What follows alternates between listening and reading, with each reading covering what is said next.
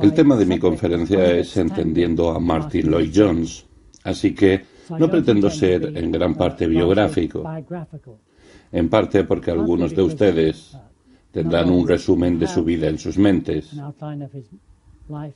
y en parte porque lo que quiero manejar es aún más importante que el detalle biográfico.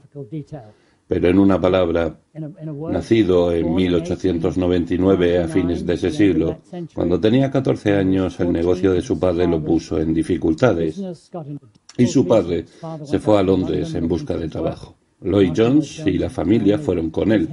Él vino a la escuela en Londres. A la edad de 16 años le había ido tan bien en la escuela que pudo ingresar a St. Bartholomew Medical School College Hospital, uno de los más grandes hospitales docentes del mundo. A esa fecha, y todavía lo es, él se graduó en medicina a los 21 años.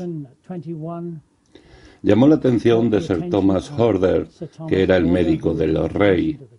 Horder le pidió que se convirtiera en su asistente, por lo que los próximos 5 años Lloyd-Jones estaba mezclando con los hombres de la parte superior de la profesión médica. Él parecía estar en una escalera para garantizar el éxito. Y luego, para sorpresa de todos, en 1926, él anunció que dejaría su puesto. Y él estaba yendo a misiones en el sur de Gales para predicar el Evangelio de Jesucristo.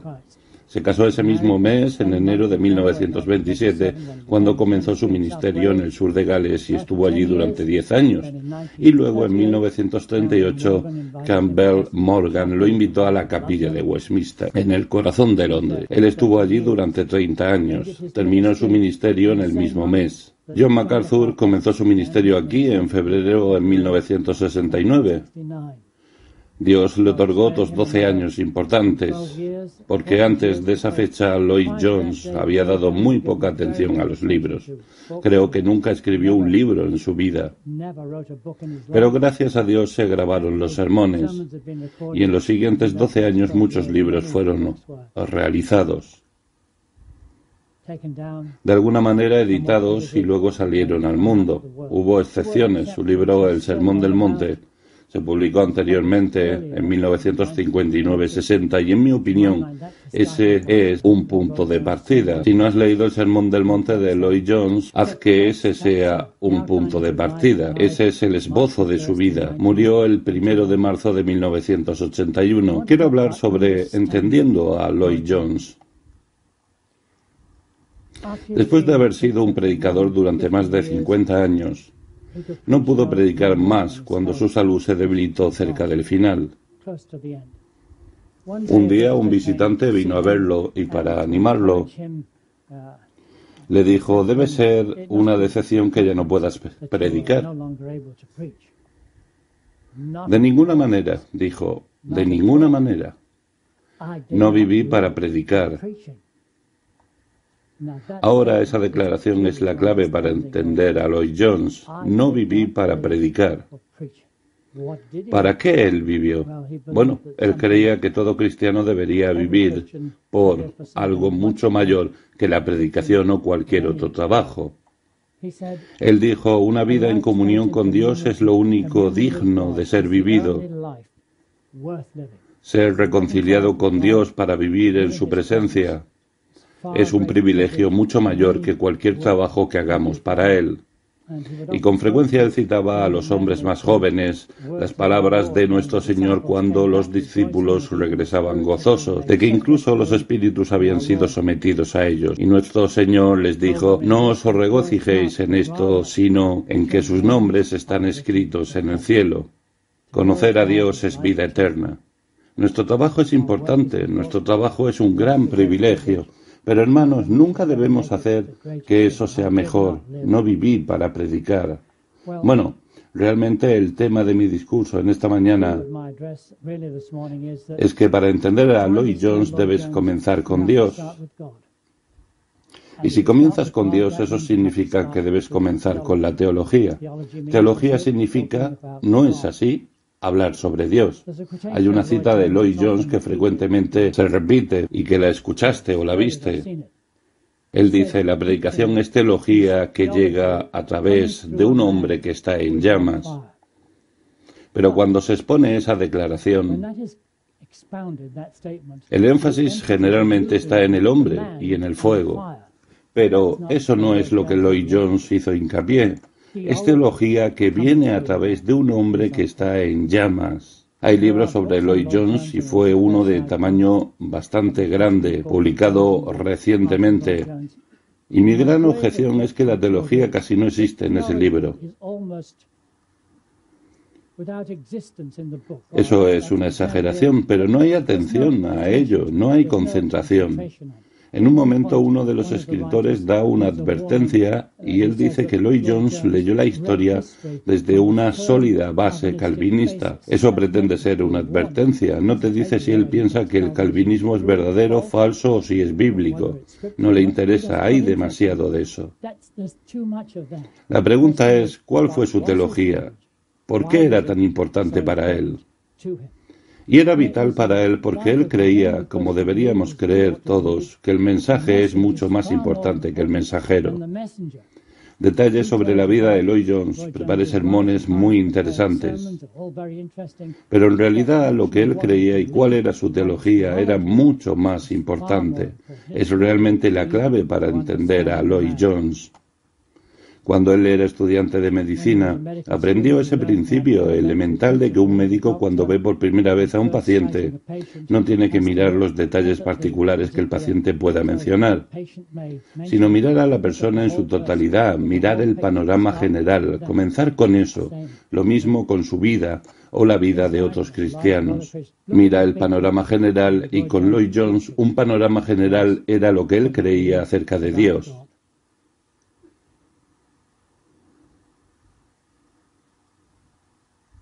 Él creía que la Biblia presenta un mensaje sobre Dios.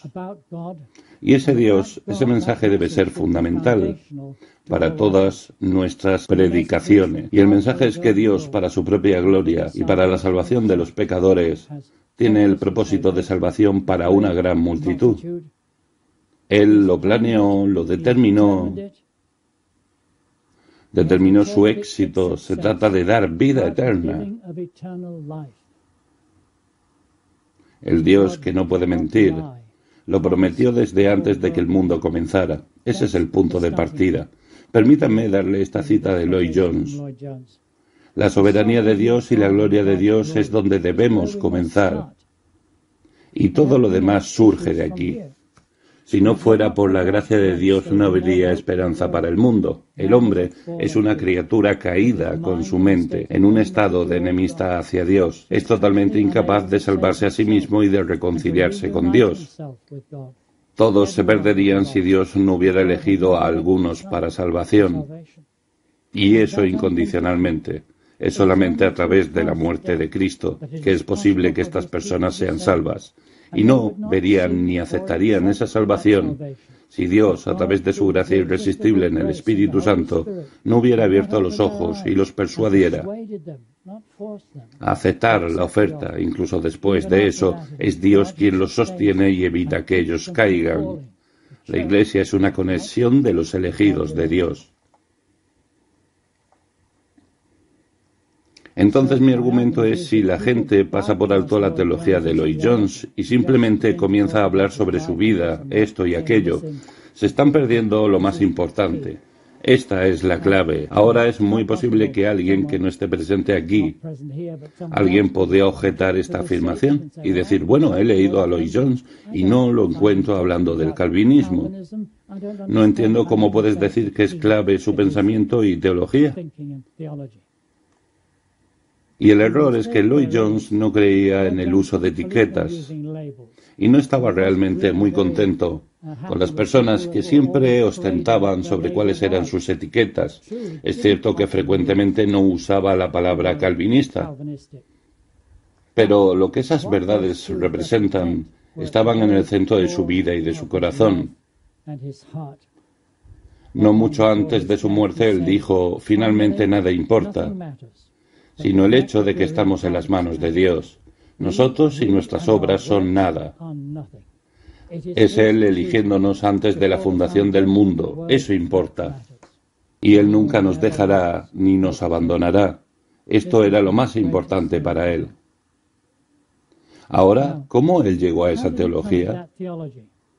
Tal vez tengamos que tratar de ser breve sobre esto, pero Él no llegó a esa teología desde su denominación, sorprendentemente tal vez porque Él vino de la Iglesia Presbiteriana Galesa, también llamada Iglesia Metodista Calvinista Galesa, que una vez fue profundamente calvinista, pero en el momento de su juventud, como otras denominaciones en Gran Bretaña, se había alejado mucho del calvinismo. Cuando Lloyd Jones tenía 14 años, un amigo le pidió que escribiera en su libro de autógrafos, y él escribió estas palabras en verso: porque todos somos como nadadores en el mar, en la cima de una gran ola del destino, que se mantiene incierta a qué lado caer, y si nos llevará a tierra o si nos llevará al mar, no lo sabemos.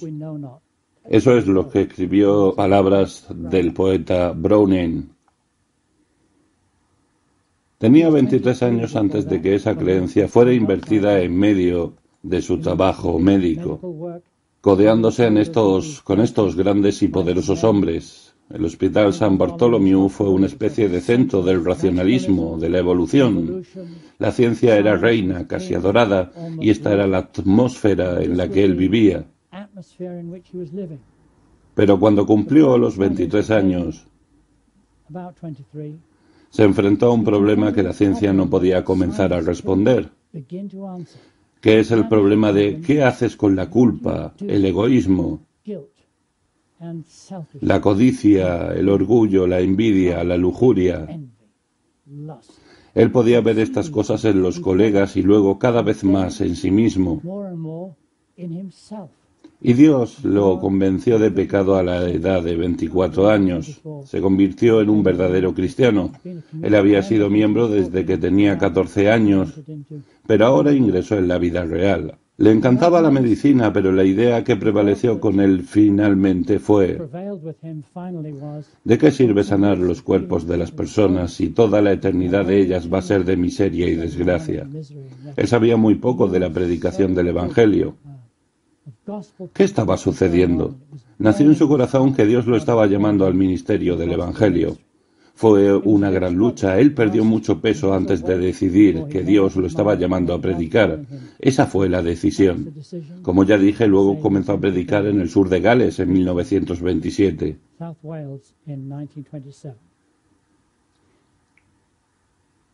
Ahora, por supuesto, su teología, como todos nosotros, no llegó de la noche a la mañana, de una vez.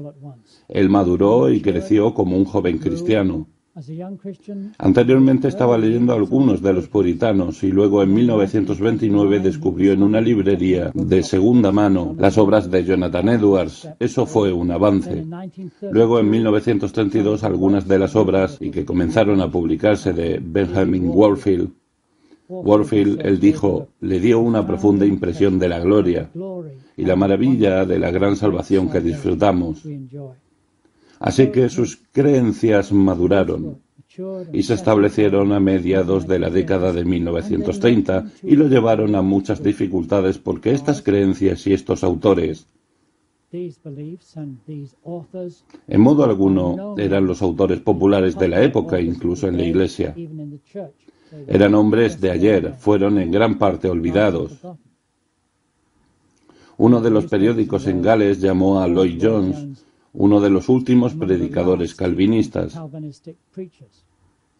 Y luego, en 1938, cuando llegó a Londres, su soledad en sus convicciones aumentó mucho, porque llegó a una ciudad, a Inglaterra, donde el arminianismo era dominante. Campbell Morgan era amable y buen hombre, que amaba la inspiración de las Escrituras, pero no estaba muy interesado en la teología. Ciertamente yo no lo llamaría calvinista. Un editor escribió más tarde, y creo que es verdad, en 1938 Lloyd Jones llegó a una ciudad y a un país donde la fe reformada de Calvino y los puritanos, de Whitefield y Spurgeon, estaban casi extintos.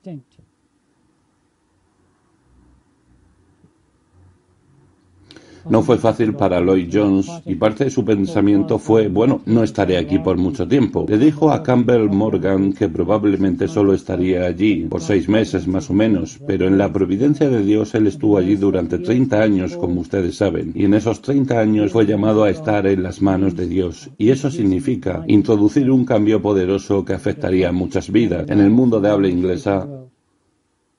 Ahora el problema que lo confrontó fue este. Lloyd Jones creía que cada verdadero creyente está unido al Señor Jesucristo.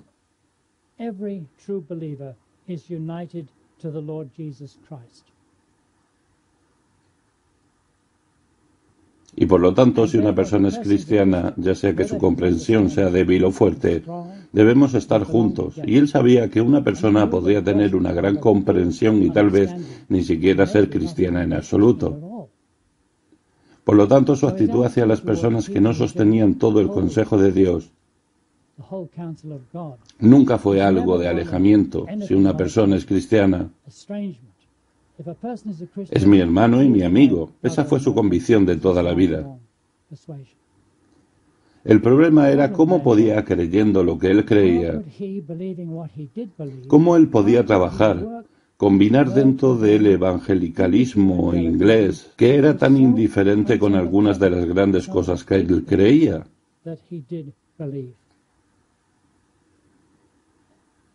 ¿Se uniría simplemente sin controversia o tendría que mantenerse alejado y solo?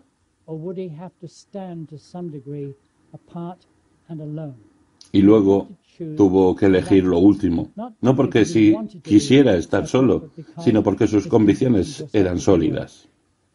No fue que él exhibió sus doctrinas y predicó sobre los 5 puntos. Él no hizo eso en absoluto. Pero una persona que realmente cree que Dios es el primer autor de todas las cosas y que todo está obrando para su gloria, hay un punto de vista completamente diferente que no se puede ocultar. Así que el punto de vista de Lloyd Jones tuvo que aparecer, y apareció muy temprano, porque al año siguiente, después de ir a la capilla de Westminster, estalló la Segunda Guerra Mundial en septiembre de 1939. Y en ese momento un número de predicadores evangélicos y otros se estaban concentrando en consolar a la gente, tranquilizar a la gente, a tener una visión optimista de lo que estaba sucediendo. Y Lloyd Jones no lo veía de esa manera, ni predicaba de esa manera. Su primer libro publicado, un libro pequeño, fue ¿Por qué Dios permite la guerra? Estos fueron sermones predicados justo cuando comenzaba la guerra, y en esos sermones él dijo esto: ¿qué control realmente tienes sobre tu propia vida? No tuviste control sobre el principio y no tendrás control sobre el final. Teníamos derecho a la paz, nos merecemos la paz. ¿Se justifica en pedirle a Dios que preserve la paz y que conceda paz? Y si la guerra ha llegado, ¿por qué no éramos aptos para la paz? ¿Por qué no merecemos la paz? Puedes imaginar que no era una nota que se escuchaba en otros lugares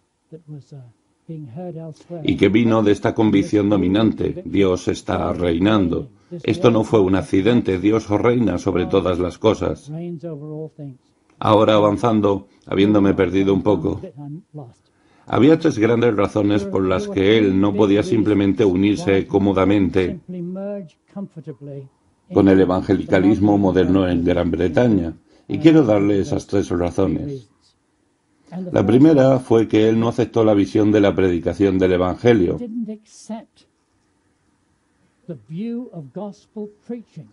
Que se había vuelto tan frecuente, es decir, fue la predicación que comenzó con Jesús y el perdón de Jesús.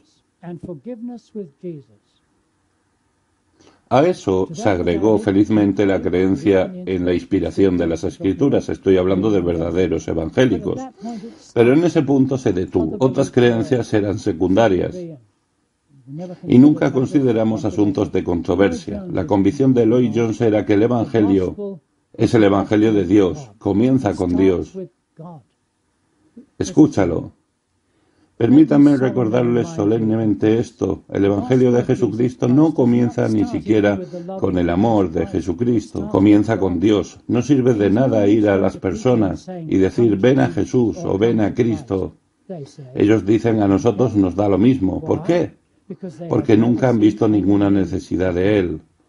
Es por eso que no vienen a Cristo. Las únicas personas que realmente vienen a Cristo son aquellas que han visto su propia condición bajo la condenación de la ley de Dios y saben que un día se enfrentarán a Dios en el juicio eterno.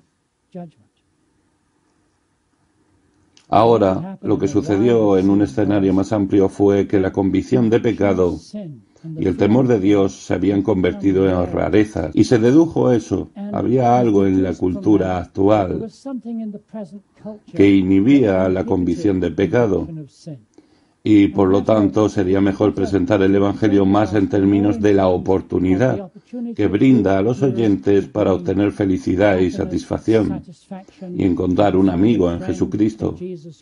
El Evangelio fue inclinado y todo se convirtió en un asunto simplemente de fe, creyendo en esto.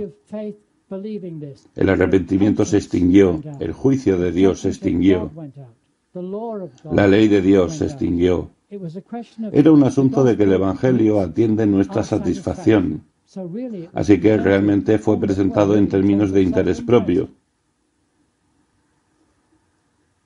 Y en contraste, Lloyd Jones creía algo que realmente era casi un universo diferente. Él dice: la enseñanza popular que dice que tenemos que predicar el Evangelio al hombre natural tal como es, y que él tal como es decide creer en el Señor Jesucristo, y luego, porque él ha creído, se le da nueva vida, él es regenerado. Esto yo digo que es una completa negación de lo que el apóstol enseña. En otras palabras, la regeneración se estaba quedando fuera de la presentación del Evangelio. Todo se presentó en términos de lo que logran hacer. Si el hombre lo hace, algo va a suceder. Él cree y ha recibido el perdón, y eso es todo.